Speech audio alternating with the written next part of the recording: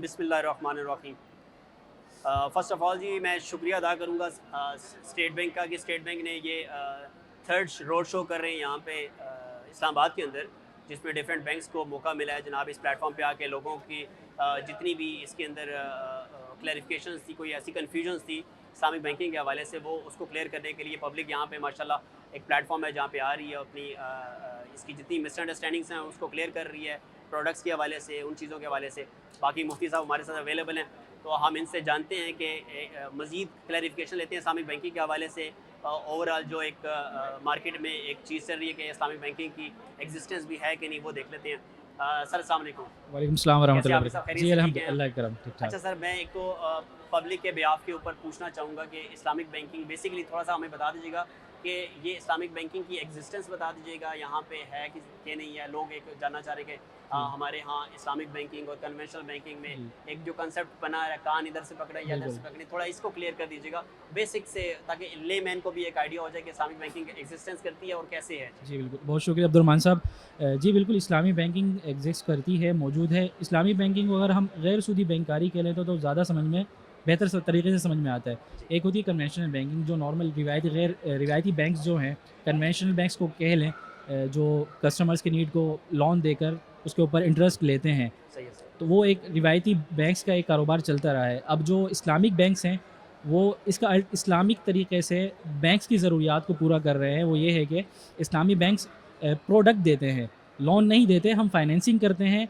या फिर हम अपनी जो सर्विसेज हैं वो देते हैं। तो यहाँ पर जो होता है इस्लामी बैंक, वो गैर सूदी है, यहाँ पर सूद नहीं दिया जाता। और रिवायती जो बैंक्स हैं वहाँ पर वो कस्टमर्स के पैसे लेकर आगे लोगों को पैसे देते हैं और उनसे प्रॉफ़िट चार्ज करते हैं।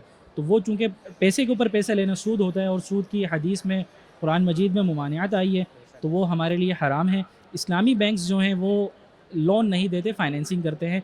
कस्टमर्स की ज़रूरियात की बुनियाद पर, उसकी ज़रूरत को देखते हुए हम उसे उसकी जो कारोबार की नौइयत को देखते हुए हम उसे मुख्तलिफ़ प्रोडक्ट्स देते हैं। सही है सर। अच्छा, एक तो सर ये थोड़ा बता दीजिएगा रिबा।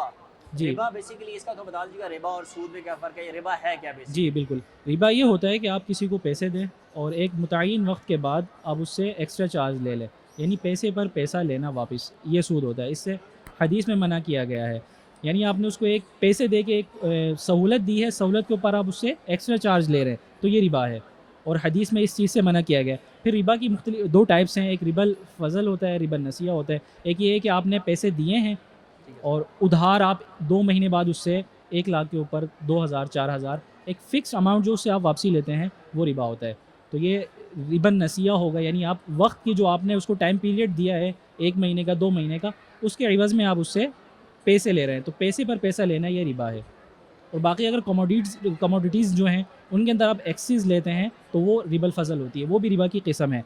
तो एक ही जिन्स की जो अक़साम है, यानी होमोजीनियस, मसलन व्हीट है, मिलती-जुलती। बिल्कुल एक ही जीन्स की जो होंगी मिलती-जुलती, तो उसको अगर हम आपस में एक्सचेंज करेंगे तो वहाँ पर भी बराबरी ज़रूरी होगी शरीयत की रूह में। तो अगर वहाँ पे अगर हम एक्सिस लेते हैं, चाहे वो एक दाना ही क्यों ना हो, तो वो भी रिबा होगा। तो रिबा बेसिकली ये है कि आप उसको कोई एक्स्ट्रा बेनिफिट लें उससे। आपने पैसे दिए हैं, अब 1 लाख के ऊपर आप उससे चाहे 2 रुपए ही क्यों ना, लेकिन चूँकि अच्छा, आपने फ़िक्स कर दिया है, तो ऊपर फ़िक्स पैसे के ऊपर पैसा वो रिबा होता है, और शरीयत में इस चीज़ से मना किया गया है। बेसिकली आप कहना चाह रहे हैं कि मनी बेस्ड है बेसिकली जी ये सीन। बिल्कुल, मनी हाँ। बेस्ड है, अगेंस्ट मनी, बिल्कुल, अगेंस्ट मनी जो बिल्कुल है ना ऐसा ही वो, है। और उसके ऊपर एडिशनल जो है वो लीड कर रहा है। बिल्कुल, तो वो ये सूद होगा। और कॉन्ट्रैक्ट इसका लोन है बेसिकली। जी बिल्कुल, यानी कन्वेंशनल बैंक्स के अंदर जो ये मामलात कर्ज़। होते हैं वो कर्ज़ की बेस पर होते हैं। यानी वो पैसे देते हैं और पैसे ही वापसी लेते हैं और पैसे के ऊपर एक्स्ट्रा चार्ज करते हैं। इसके बरखिलाफ़ इस्लामिक बैंक्स जितने भी हैं वो कर्ज़ नहीं देते, बल्कि वो मुज़ारबा भी एक हमारा कॉन्ट्रैक्ट है। मुज़ारबा बेस के एक इन्वेस्टर होता है, जो हमारे डिपॉज़िटर्स हैं, उनका पैसा इन्वेस्ट होता है, और बैंक्स जो है वो एज़ अ सर्विस मैनेजर, यानी वो उसके पैसे को मैनेज करता है, कहीं लगाता है, उससे जो प्रॉफ़िट होता है वो फिर आपस में शेयर कर लेते हैं। तो वो एक मुशारका की बुनियाद पर, जिसे मुज़ारबा कहते हैं, इस्लामिक बैंक्स काम करते हैं। सही हो गया। अच्छा सर, ये थोड़ा बता दीजिएगा, लोग लेट्स सपोज़ अपनी इन्वेस्टमेंट्स को एक सिक्योर तरीके से किस तरीके से प्लेसमेंट करना चाहते हैं, तो वो उनका ये मेन उनका ये कंसर्न होता है कि हमारी प्लेसमेंट्स कहाँ पे होती हैं। हमें उनको, एक लेमैन को, आम आदमी को पता नहीं लगता कि हमारे पैसे कहाँ लग रहे हैं, उससे प्रॉफ़िट कैसे जनरेट हो रहा है। तो बिल्कुल। थोड़ा इसका बता दीजिएगा, ये इनकी हम जो पैसे एज़ अ लायबिलिटी बैंक्स लेते हैं, जी, तो जी। वो वहाँ मतलब एक बेसिक एवेन्यूज़ कौन-कौन से हैं जहाँ पे प्लेसमेंट्स होती हैं उन फंड्स की सर? जी, बिल्कुल ऐसा ही है। जो हमारा प्रोडक्ट डेवलपमेंट डिपार्टमेंट है, उसने मुख्तलिफ़ प्रोडक्ट्स बनाई हुई हैं, और बैंक के अंदर भी मुख्तलिफ डिपार्टमेंट हैं। कंज्यूमर है, आम आदमी जो है अपनी घरेलू ज़रूरियात जैसे गाड़ी है या घर लेना चाह रहे हो तो कंज्यूमर में आता है। अगर कोई कारोबारी आदमी है तो CBSME यानी जिनके डिपॉजिट्स कम हों उनको हम उनकी ज़रूरियात पूरा करते हैं। इसी तरह कॉर्पोरेट क्लाइंट जो बड़े क्लाइंट होते हैं उनकी ज़रूरियात की बुनियाद को हम देखते हुए उनको हम मुख्तलिफ प्रोडक्ट्स देते हैं। वो मुशारका बेस भी होती हैं और बाज़ औक़ात यानी जैसे हम अगर किसी की रनिंग फाइनेंस जो कन्वेंशनल बैंक में एक रनिंग फाइनेंस होती है यानी उसकी जो कारोबार की ज़रूरियात हैं, बिल देने हैं या दूसरी चीज़ें देनी हैं, उसका जो मुतबादिल है इस्लामी बैंक्स में वो रनिंग मुशारका है। यानी हम अपने पैसे उसके बिज़नेस में इन्वेस्ट करते हैं और फिर जो प्रॉफ़िट होता है वो अपनी जो हमारी ओनरशिप होगी उसके हिसाब से वो आपस में डिस्ट्रीब्यूट कर लेते हैं। सही हो तो गया। यानी मुख्तलिफ प्रोडक्ट्स हैं वो डिपार्टमेंट्स को देखते हुए वो कंज्यूमर में आता है, उसको अपनी घरेलू ज़रूरियात के लिए गाड़ी लेनी है, घर लेना है, उसको हम फिर इजारा बेस भी बाज़ बैंक इस्लामिक बैंक्स जो है वो इजारा बेस गाड़ी दे देते हैं, घर दे देते हैं।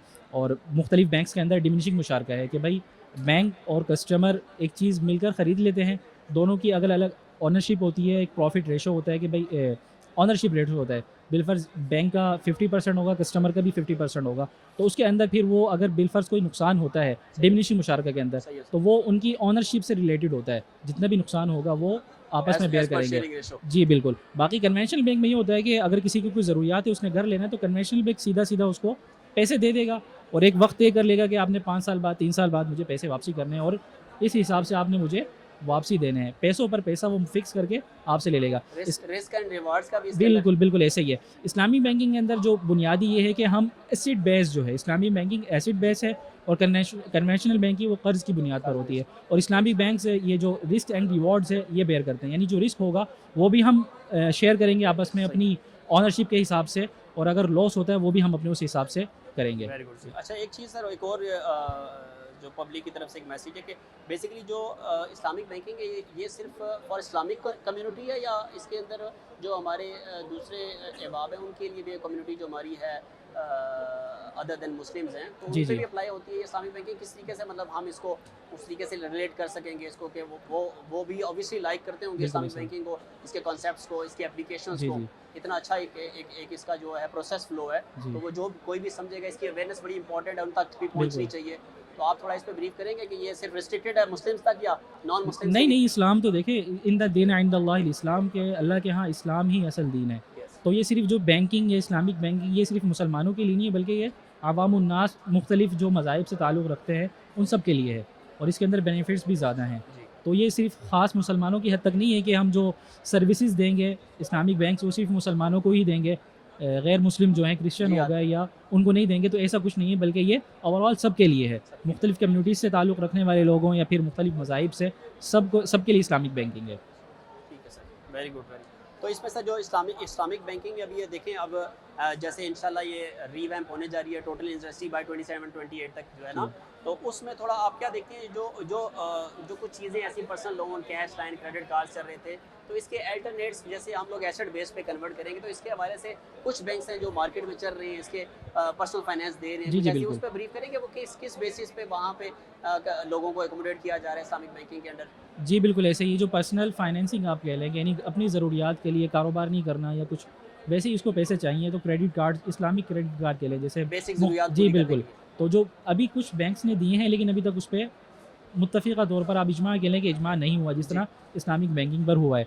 तो वो जो देते हैं वो तवर्रुक़ बेस होती है। बरोबर। यानी तवर्रुक़ एक प्रोडक्ट है, वो आपके बिहाफ़ पर कहीं से इन्वेस्टमेंट जो होती है वहाँ से वो कोई एसेट ख़रीद लेते हैं और उसको फिर मार्केट में बेचकर जो पेमेंट होती है वो आपके क्रेडिट कार्ड के अंदर डाल देते हैं, फिर आप वो इस्तेमाल कर लेते हैं। जब आपने पेमेंट करनी होती है तो उस एसेट को ही दोबारा ख़रीद कर दोबारा से रिप्लेस कर दिया जाता है। तो ये एक तवर्रुक़ का कॉन्सेप्ट है, अभी तक इस पे इत्तेफ़ाक हुआ नहीं है उलमा का, तो इंशाअल्लाह जैसे-जैसे मामलात बढ़ेंगे तो इस पे भी इंशाअल्लाह उम्मीद है कि इत्तेफ़ाक हो जाएगा। थैंक यू सो मच जी। मुफ्ती साहब बहुत अच्छा जी, आपने बड़े अच्छा क्लियर किया पॉइंट्स को।